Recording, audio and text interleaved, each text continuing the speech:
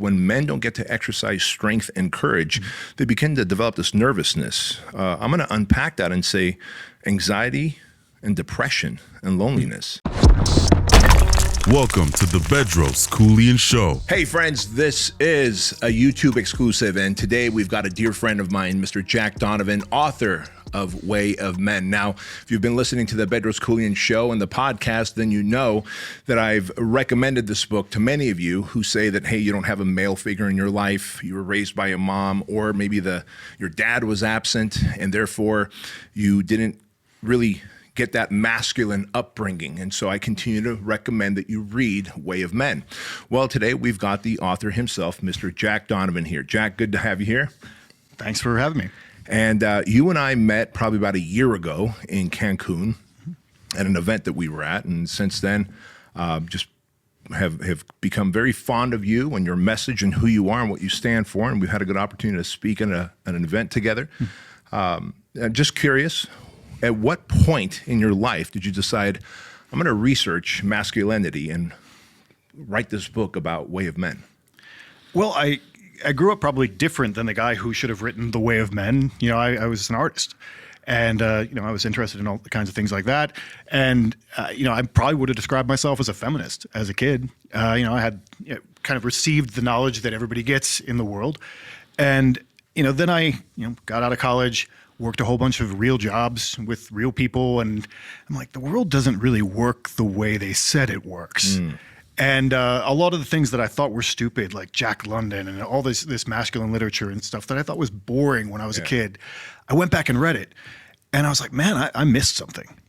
And I just became more and more curious about what that is and how I could research that and understand it and use it to change myself. And it's been really awesome. I mean, it's really changed my life by understanding that. That's an interesting statement you made. You said you realized that the world doesn't work the way they said it would. Yes. How did they say during your upbringing, and who is the they, right, and how do they say the world works versus how it really works? Right. Well, I mean, I actually came from a pretty normal conservative household, nothing extreme in any direction. My parents are very moderate in every way, and they're great. They're still together. It's a very happy household, and I'm talking more about what you receive through the school system, and so forth. And you went to public school? Yes. Okay. Yes, and how this is how women behave, and women are the exact same of men. There's no difference between them at all. No. And they've just been oppressed for all these years, and as soon as we let them, they'll just become the same as men. If we give them all these opportunities, and you won't have to be a man or a woman. That's all foolishness, and also negative messages from men in terms about what masculinity is. Everybody has that guy who's, look, masculinity is whatever I say it is. He's the guy who just kind of beats everyone down around him because he's really only at level 2, and he wants to push everybody down. And so, I was around some guys like that growing up, and I was like, well, these guys are dumb. If this is what masculinity is, I don't want any part of it. It's if someone's going to be a knuckle-dragging asshole, then I don't want anything to do with him. Yeah, exactly. Like, he's not interested in learning or anything. He just, this is his small little world, and he wants to stay in it. Yeah. And that's what I thought masculinity was. And I was wrong about that.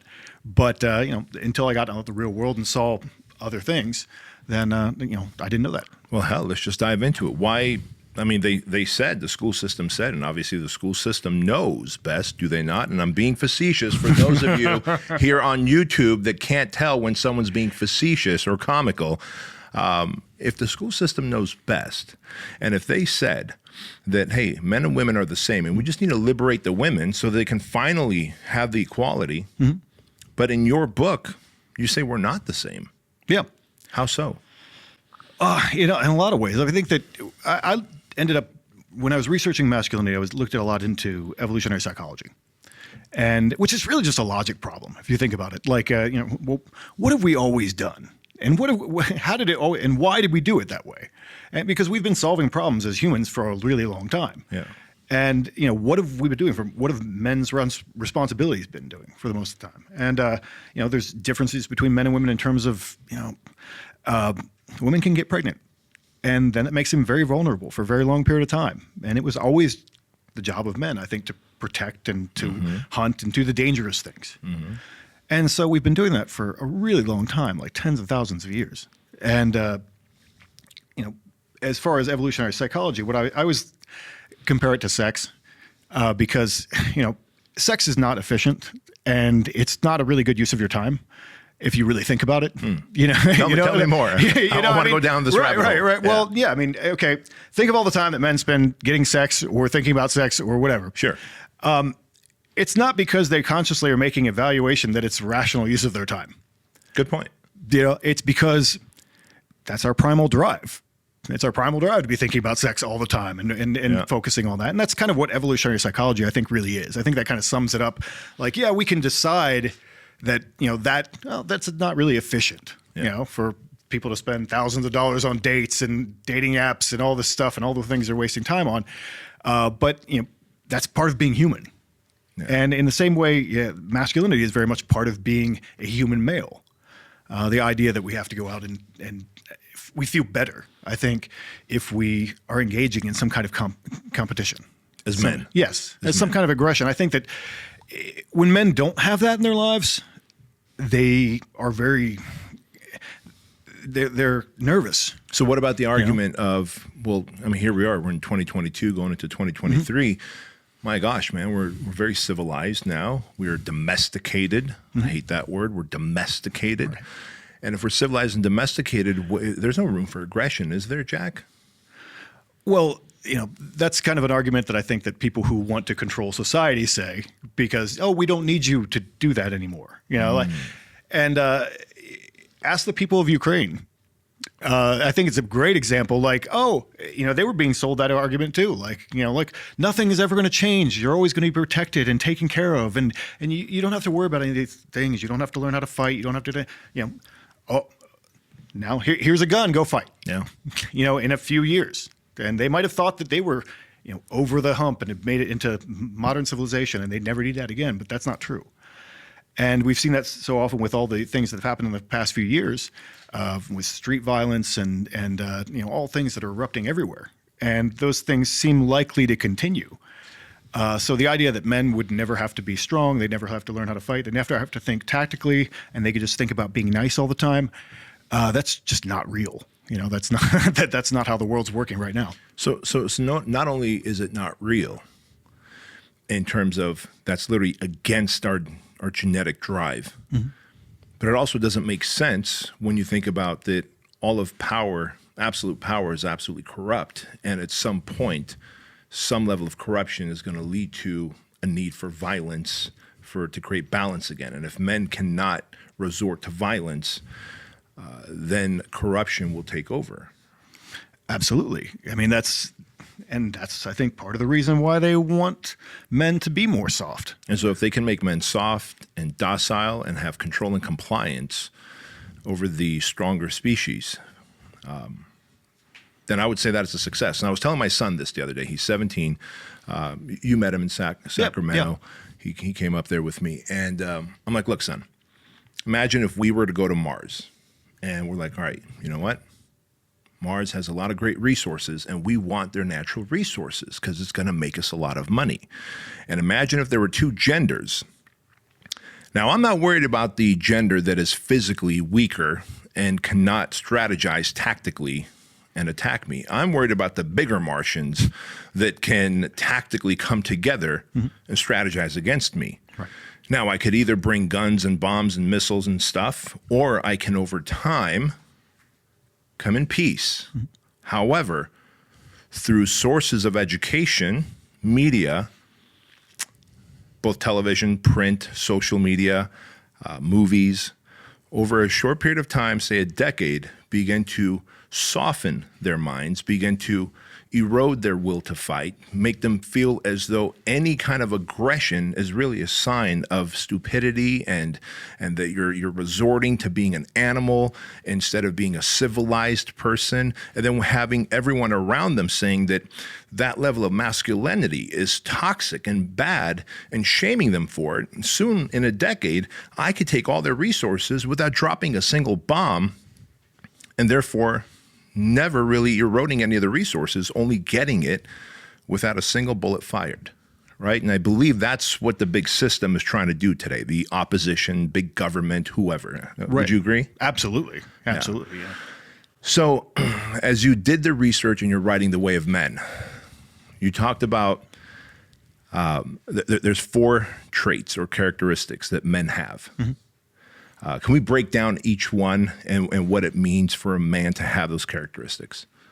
Right. Well, I'll preface it with the idea of, we'll just say Mars. If we're going to go to Mars, what are we going to do? We're going to set up a perimeter when we get to Mars. I love that. We're going to be like, well, we need to take control of this space.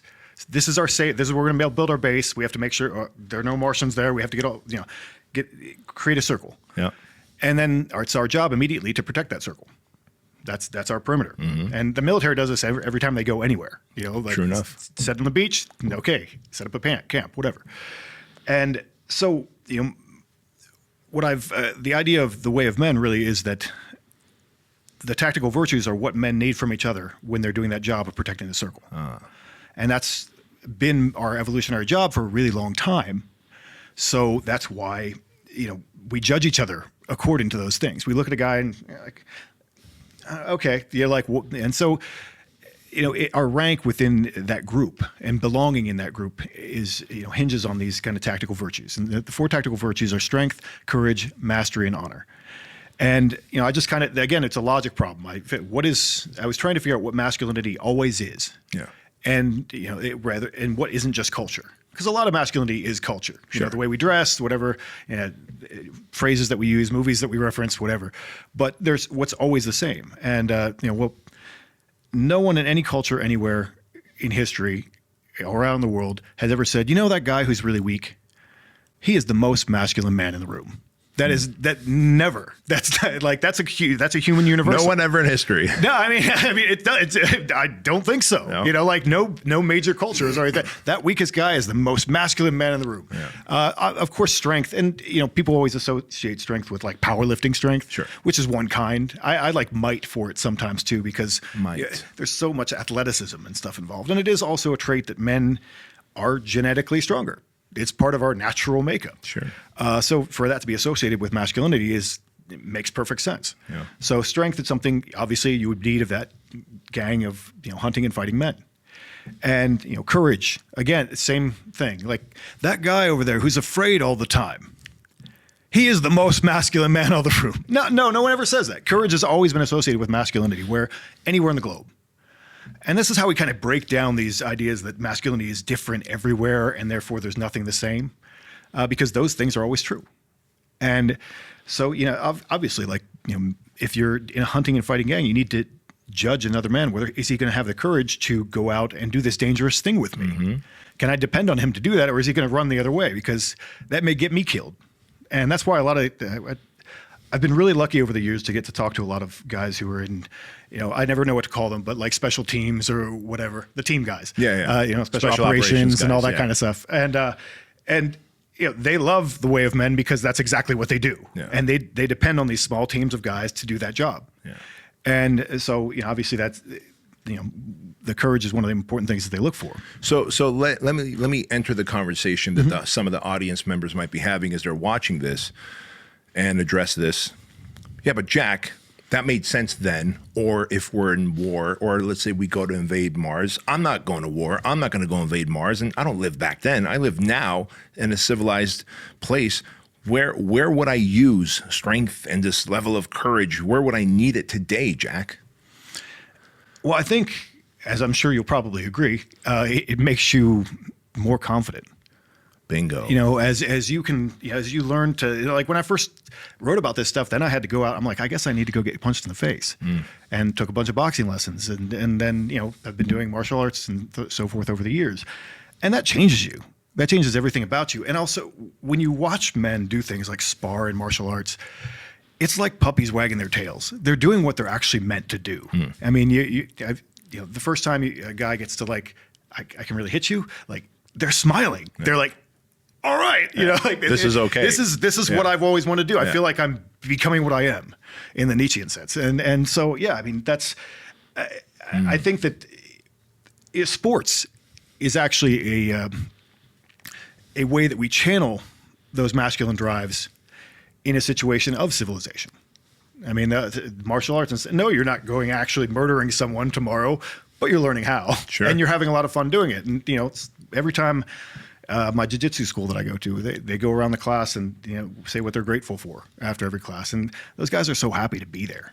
And they're so happy to be able to be doing that. And they're getting this competition and this really healthy aggression out. Yeah. And if men don't do that, I think that they kind of implode a little bit inside, and they become very nervous. And they have that idea that, that joke, American men think they're are 1,000 times less likely to win a fight than they think they are, because they've never done that. Yeah, yeah. They just have this fantasy of what that is. Right. And whereas if guys have some experience with violence, whether it's sparring or real violence, they're much more measured about that and much more realistic about what that actually is. And like, do we want to go to that place? And actually probably less likely to go there. Bingo. They're less likely to go to that place of violence when they understand violence. Yeah. In a previous episode, I forget if it was episode 2 or 3 of the Bedros Keuilian show, I talked about how once you understand violence and once you've been in fights, won or lost, you know that even in the fights that you win, you're still getting hurt and hit. Yeah. And in a great fantasy, we go, well, when they throw a right hook, I'm going to do this, and then I'm going to counter with that and this, and then they'll be on the ground, and I walk away. Never works out that way. You're getting hurt even when you win. Yeah. And at 48, when I get hurt, even if I win, I'm going to take a longer time to recover. So I love having strength. I love being courageous, but I also love having the gift of gab to be able to walk away from violence. And I think that is a level of strength as well, which goes back to what you said, which is confidence. Because when you have that level of confidence, I can confidently walk away from something that might end up being a disaster. Because even if I can look at someone and go, I could tear that guy limb to limb, I don't know if they are packing a pistol or a knife, or they got 4 other dudes 20 feet away who are about to jump me, which has happened to me in the past. And so, and then going back to what you were saying, the modern battlefield, if you will, where strength and courage would be utilized today. If I'm starting a business and I'm looking for a business partner, I do want a business partner who has strength and courage. Courage, the ability to take risk. Would you agree that courage is the ability to take Absolutely. risk? Right? Yeah. Well, as an entrepreneur, when you're going to compete against another company that's already been established, it takes a level of strength and courage to put your product out there, to market it, to borrow money, to hopefully be able to become profitable and pay your your lenders back that money. That is a level of battle. It is the battle of business field. So it's not always about the battlefield or, hey, that was back then, no longer used now. And you kind of touched on a word. You said when men don't get to exercise strength and courage, they begin to develop this nervousness. I'm going to unpack that and say anxiety and depression and loneliness, right? And we see anxiety, depression, loneliness at a higher rate in men than ever before, because when you haven't put your hands on another man in a grappling situation like jiu-jitsu to feel another man's strength and what he's capable of. And even if you lost that match, you were able to just for a moment wrap your hands around his collar and thought you almost had him and have that moment of dopamine hit where I feel good. And then just then he gets you to submit. Like, I could respect that man. Absolutely. You know a man in a different way. Yes. When you do that. You have a different kind of experience with him. Yes. Yeah. And that is a very powerful thing. So let's move on with those virtues. What's the third virtue? Mastery. And that was something I had to address, the idea that men care a lot about actually like knowing skills. And we judge each other, as our value that we bring to the table. Because I always say one of the differences between men and women is that women, it's cool if they do anything. Women can be strong, they can be courageous, they can be, they can be extremely knowledgeable, they can be all these things, but they don't have to be. Because if they're attractive, they'll have value to men either way. Mm-hmm. No one says you're not a woman if you don't do those things. Oof. But they do say you're not a man if you don't have those things. Bingo. And so I think that, the competence, I think men have always had to carry their own weight within the tribe. What does that mean? You talk about that in your book. Mm-hmm. When men have to carry their own weight, and you said there's 2 times when they don't. Can you unpack that? Well, there's a lot of ways. I'm not sure exactly which part you're talking about right there, but you run companies. Yeah. You know when someone's carrying their weight and when they're not. I mean, Sure. You have to bring some to the table. It's if you're to be here, you have to be doing something. And if it's a hunting and fighting team, obviously, maybe the guy who makes the arrows is really good at making arrows, and we really need that guy. And he's not the greatest fighter, but he's not the strongest, and he's not the most courageous, but he's really good at making arrows. Hence mastery. Yeah, exactly. Yeah. So you need that other virtue to capture that, because it is really important to men. And men we don't respect incompetence in each other. You don't get to just be like, I don't know. What are you talking about? Do you know what you're talking about? Are you, we judge each other that way. Yeah. So what stood out to me specifically in your book when you talked about, a man has to carry his own weight, and all men look to other men like, hey, carry your own weight. And the two things that really stood out to me, you said, except when they're elderly or they're injured. Yeah. Injured or incapable, physically incapable. Yes. Right? And then I started thinking, I was like, well, I actually tried to punch holes in your logic on that, because I remember I was driving back, ironically, from Arizona, listening to your audiobook for like the third or fourth time. I'm a big believer in listening to any book you read, you should read it or listen to it 5 times. I believe by the 5th time, you get to a place of competency and mastery that you can teach it. And when you can teach it is when you can apply it for yourself.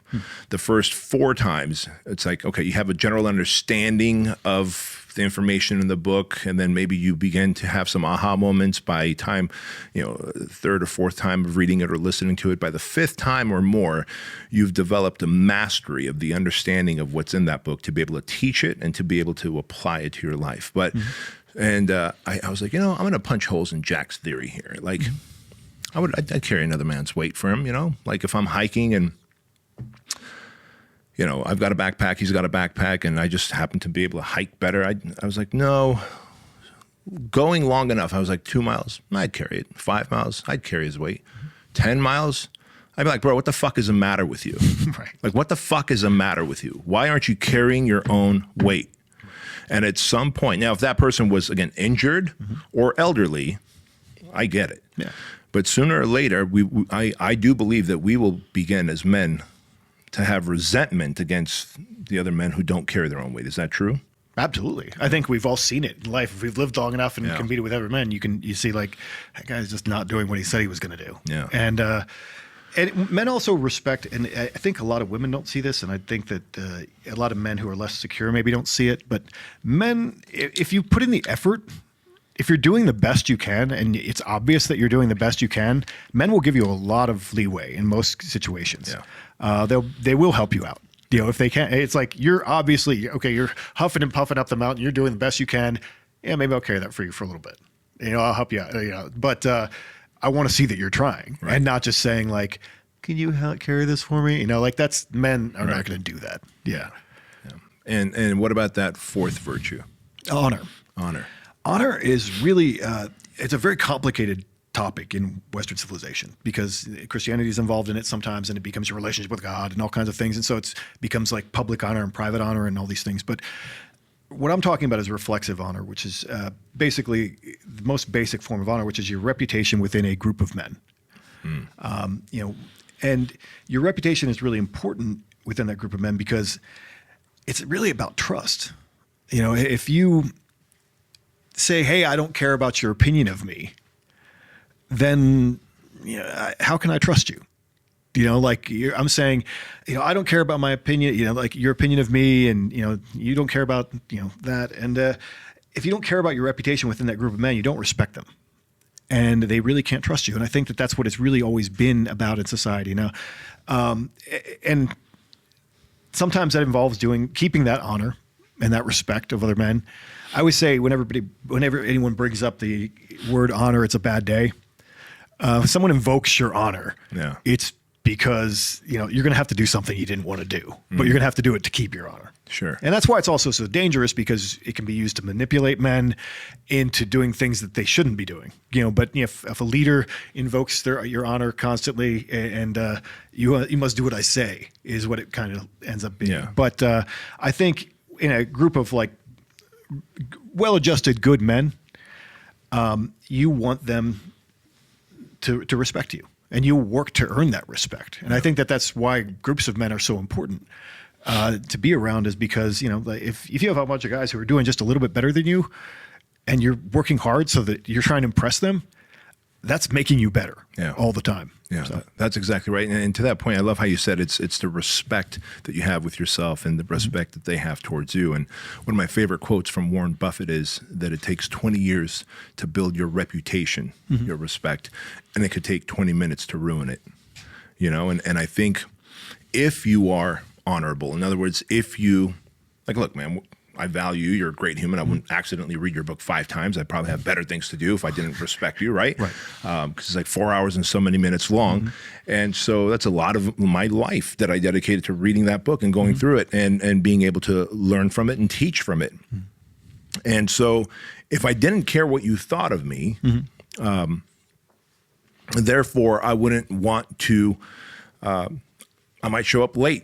I might cancel out on you. I might show up unprepared to this recording. And soon you begin to lose respect towards me and my reputation begins to suffer. And then you are connected to other people that I love and respect and cherish, like a tribe of men that I look up to. And that word can carry very quickly because, you know, if you're watching this and you're thinking about like, what is this big deal about reputation and respect and honor and trust? It is the fact that God forbid something happens in here. Like there's 4 dudes in here right now who I know like, all right, we will do well because I know exactly all these dudes, who they are and what they're made from.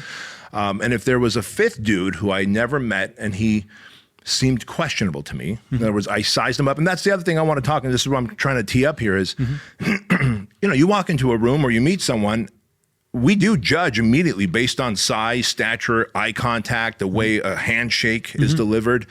Where does that fall in today's society of, hey, we're civilized, and so maybe like I shouldn't be judging someone who doesn't look physically strong and courageous. Am I wrong to judge someone?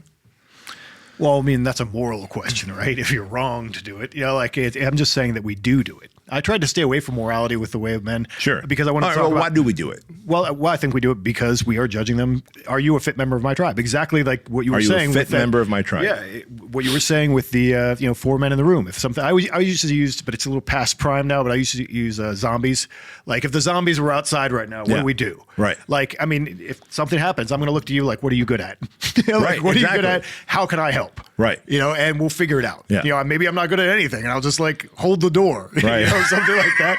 But I'll do something, you know, but we'll figure it out. Yeah. And that's what a group of men would do. And so if there's this guy who's kind of sketchy and doesn't seem like he'd even be willing or able to participate in that, I think that's a vibe that we put out. Yeah. You know, that whether we would be that guy or not. And in the book, I kind of called it a flamboyant dishonor. And part of the way I figured out what masculinity is by reverse engineering it a little bit. And, you know, if you see a man who men would recognize from 2 blocks away as being effeminate, like, well, what body language is he throwing out? Like, what is he telling you? And like, well, it's posture. It looks like you could push him over. Like he's not grounded in the ground. He looks like you push him over. He's saying, I'm not going to defend myself. I'm not going to hold my space. I'm not going. I'm not formidable. Is what that's what he's communicating really. And so to look at all those gestures and so forth that you can see from a mile away. Well, how do I know that? You know, like how do I know that about that guy? Yeah. Yeah, and sometimes it's bullshit, and sometimes those people tear you apart. But like, right, exactly. You know, like they're just doing that because they're performing in a certain way. Yeah. But there is a signal that they're sending out, and that's part of this masculinity thing that we're looking at when we judge other men. We're trying to read that room, and I just wanted to figure out what that is, and I think that's by seeing, well, what does effeminacy look like? Like, what is that? So, what's the opposite of it to a certain way? Yeah. And so in that way, kind of going a little earlier on in your book, you talk about how, gangs, the military, and prison, there's always these little tribes that men, boys will be attracted to. And so much of gangs, I think, is a absence of a male figure, father, usually, right? Where is the role of a father in terms of helping a boy become a healthy masculine man?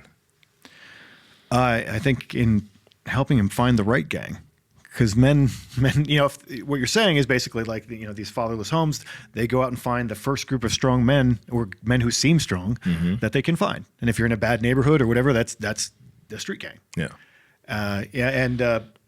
Men always want to find a gang because it's what we do. It's what we've been doing forever. And I think, the role of a father is to help guide those choices. Like, who are your friends? What kind of guys are you hanging out with? I think a lot of the guys who I know, Ryan is a good example. We're both friends with Ryan Mickler. Sure. And, who is he putting his son around? Right. All these guys who he respects. Yeah. And then that guy, that son is learning from them. And that son, he's going to judge, this is the kind of people I should be hanging out with. Whereas if you don't have any of that kind of guidance, you're just going to be like, what looks strong and aggressive and whatever. Because that's within you. You're looking for that. Yeah. And so you go, the first thing you see might be a street gang. Right. And therefore be connected to that. Yeah. Yeah. Whereas you can say, like, here's these other strong guys who aren't selling meth. Right. A better option. Yeah. This is a better life path. Yeah. These are also cool guys that are also strong. And so finding a different path for them. Yeah. That's powerful. So going back to the difference between men and women, why are we being impressed upon that, hey, men and women are the same, we are equals in terms of equality, obviously, like where pay is concerned and work is concerned and freedoms are concerned? I think 1,000% any one of us would die to ensure a woman's equality on all those levels.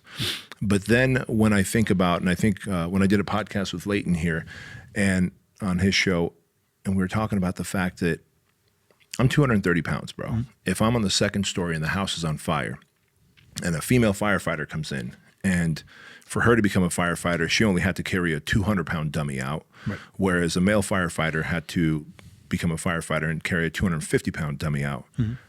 Am I dying here because she came to my fire, right? And so how can equality be the same there? Why is it that way in your experience and what you've been studying? Well, I mean, they're trying to make an equality of apples and oranges. It really is. These two things are not the same. But so they have to create lies and false standards and so forth to make them seem like they're the same. There's this great story from, I think it's the late 60s, early 70s, maybe, science fiction. It's called Harrison Bergeron. Okay. And in it, the futuristic society, which is very much like the one we have right now, there's somebody called the handicapper general. And if you're too smart, they'll put something on your head that makes it so you can't think.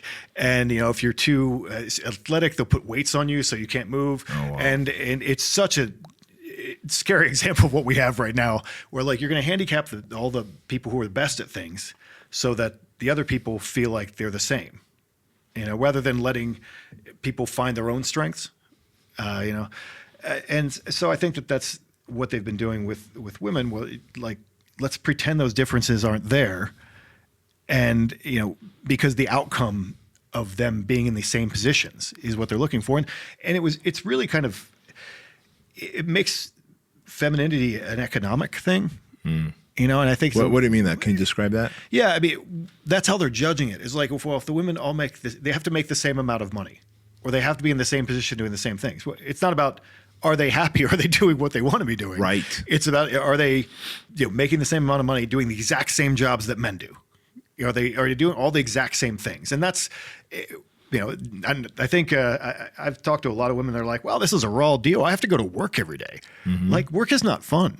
Like, for most people, they pay you because it's hard. And right. It'd be free otherwise. They pay you because it's not vacation. Yeah.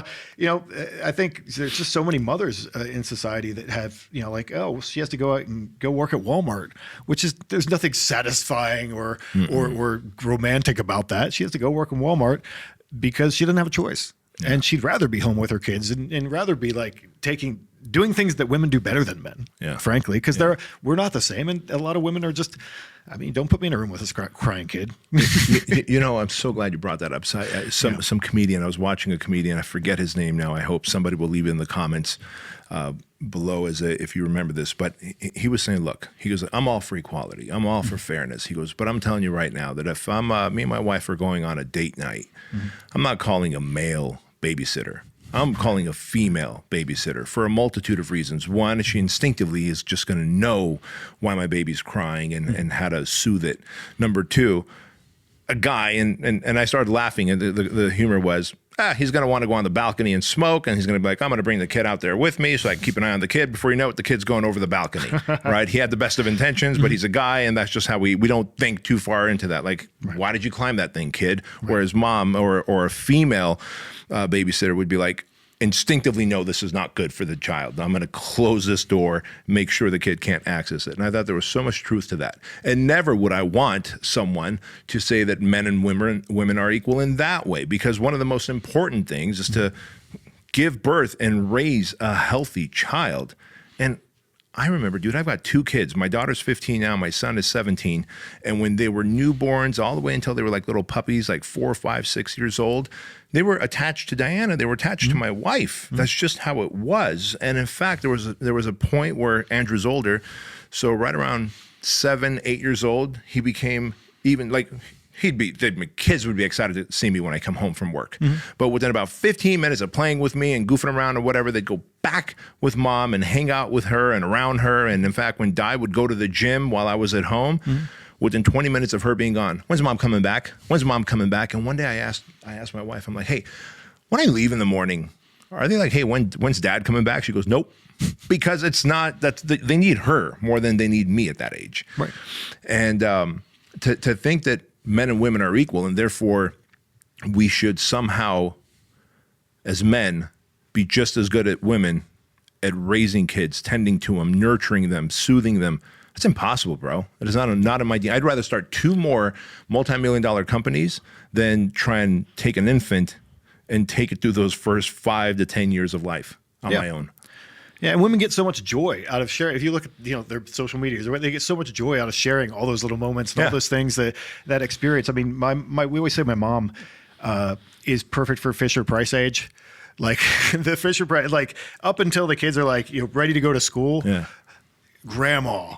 Oh, like she's all about that. She was amazing, like with all the grandkids and like with us with the kids, because she's keyed into that like portion of life. Yeah, and she's really like she just turns on. I mean, she started after the grandkids got a little older. She started giving swimming lessons, and then everybody loves her giving swimming lessons. To little kids at the pool. Like because she's just made to do that. Yeah. Ain't that's just so instinctive. It's literally in our DNA. So what's next for you? Are you writing another book, or do you have another path that you're taking? What is Jack Donovan doing? Because I can sense that there's even a greater sense of impact that you're looking to make. Yeah. I mean, the last book that I wrote was Fire in the Dark. Yeah. And I think that's kind of the mythological almost sequel to The Way of Men. It takes a lot of the same concepts. It goes back to that idea of the fire, and then talks about, well, why have we kind of made gods the same? Like what are these mythological figures that we've been making over and over and over again, and what are the patterns there, and how does that feed into this role that we've always had? And so I think that book is really important. I think it's kind of one of my best works. And right now I'm building a men's group based on that. Based on some of the ideas in Fire in the Dark, and it's really exciting. It's called The Order of Fire. I can't believe that wasn't taken. The Order of Fire. Yeah. Bro, that is a powerful name. Right? I love that. I was like, how is this domain available? But it's a great group, and we have a handful of guys so far, and we're setting it up because guys just want to meet each other. Yeah. A lot of times, that's a big thing in modern life. One of our guys actually joked to me the other day. I had never heard this before, but what was Jesus' best miracle was making friends in his 30s. Yeah. And that's the truth. Right? And like that's for a lot of men. They just really need to get out there and connect with other men. And so, so many, you have groups, Ryan has groups, we're finding different ways for different kinds of men with different interests and connecting them to each other. Which again goes back to what you said. Like we are tribal. We are designed to be connected that way. And if we're not, I think the men that are suffering in silence, white knuckling through life, drugging themselves, drinking themselves to a state of numbness every night, are the ones that feel like they don't belong to a tribe and they don't have a cause greater than their the work that they do to make a living and have a roof over the family's head. Like, fuck, man, I could be a drone and do that. Like, is that my only calling as a man, is to be able to go out and work and make a living and put food on the table and a roof over their head? If that is, like, I'd rather check out, honestly. If I can't belong to a tribe of men where we can test one another, we can learn from one another, we can build together, we can compete together, then what's it all for? Yeah. Yeah, we need that separate sense of identity. Yeah. Like, you can't just make your masculinity just about your family or just about your business or whatever. You need that separate sense of that group. Yeah. You know, that's where it lives. And I think that's why that movie Fight Club really took off. Like, it was this other place where men can be men. And why the project has been so successful. That we run the project, and then the men that graduate the project are part of a brotherhood of greater purpose and passion driven, and they get to work together and create businesses and commit to charities and causes together. Because at some point you realize, in fact, I asked the guys, I was like, hey, should we have like a project get together where you guys can bring your wives? They said yes. We did one of those, and after that they're like, no, let's not. Not that we all hate our wives. We don't. Right. We love our wives, right? But we realized that this is a men's society. And you know who told me that was a bad idea? My wife. She goes, don't do it. It's a bad idea. Yeah. You have created a men's society with the project and the brotherhood. I'm like, yeah, but you know, a few of them had said, hey, my wife's curious about like who the instructors are and how I would like to meet the guys who helped you change and evolve, etc. Dude, we had one, and it was just weird. It was awkward. And I realized in that moment that we have created a men's society that's very purpose driven. And when we let a girl in, it becomes very different. No different than I wouldn't want to go out with my wife when she's meeting her friends for wine and dinner, etc. I would feel like a fifth wheel or a sixth wheel and feel very out of place. And I'm sure the energy that they would have, they wouldn't feel safe in talking about the stuff they're going to talk about with a dude sitting there having cheese and wine or what the fuck it is they do. Yeah. Right? Yeah, I mean, I think they always think that men are like going to talk about them, right? You know, when they get together. Actually, no, and that's not. I mean, obviously those things come up. Yeah. But when men get together, they just need to be able to, the way men relate to each other, and that kind of pushing back and forth that men do, and testing each other and all that kind of stuff, and joking with each other. They won't do it in the same way if females are present. Right. They just, it short circuits the way that men bond. Yeah. And they just need to do that in a different way, and they can't do that if women are there. Well so it's said. been so important that so many of these groups have been created over the past few years.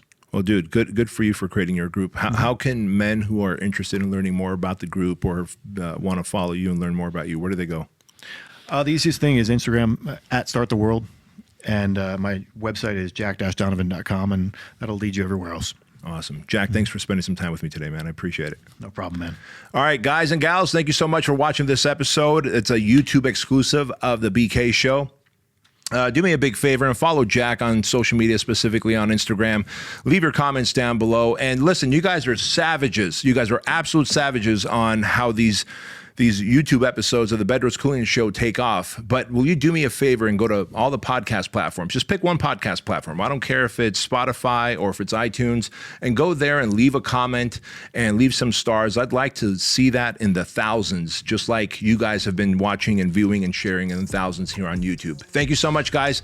Peace out. Much love.